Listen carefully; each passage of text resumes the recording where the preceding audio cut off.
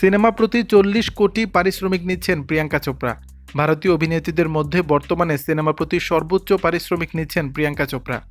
বলিউডে প্রথম নায়িকা হিসেবে 1 কোটি পারিশ্রমিক নিয়েছিলেন তিনি। তার হাত ধরেই বি টাউনে নায়িকাদের বাড়ানোর প্রক্রিয়া শুরু হয়েছিল। সেই প্রিয়াঙ্কা দেশের গণ্ডি পেরিয়ে হলিউডে গিয়েও নিজের সাফল্য ধরে রেখেছেন। সেখানে আকাশচুম্বী পারিশ্রমিক নিচ্ছেন তিনি। ফোর্বসের রিপোর্ট অনুযায়ী দেশি গার্ল সিনেমা প্রতি নিয়ে থাকেন 40 কোটি টাকা। তবে সেটা হলিউডের কোনো সিনেমার জন্য। অ্যামাজন প্রাইমের ভিডিও শো সিটাডেলের জন্য এই বিপুল অর্থ নিয়েছিলেন পিগি চপস। ভারতেও কম পারিশ্রমিক নেন না প্রিয়াঙ্কা। ফোর্বসের রিপোর্ট অনুযায়ী বলিউডে ছবি প্রতি প্রিয়াঙ্কা চোপড়া নিয়ে থাকেন 14 থেকে 20 কোটি টাকা। সে হিসাবে বর্তমানে বলিউডেও সর্বোচ্চ পারিশ্রমিক এই নায়িকার। 2010 সাল পর্যন্ত বলিউডে প্রিয়াঙ্কা চোপড়ার উড়ন্ত সময় ছিল। একে একে বারফি, মেরিকাম, বাজিরাও মাস্তানি সহ আরও অনেকগুলো সিনেমায় তাক লাগিয়েছিলেন তিনি।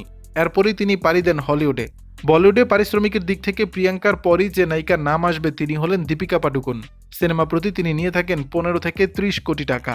দর্শক, বিষয়টি নিয়ে আপনাদের মতামত জানাবেন নিচের কমেন্ট বক্সে।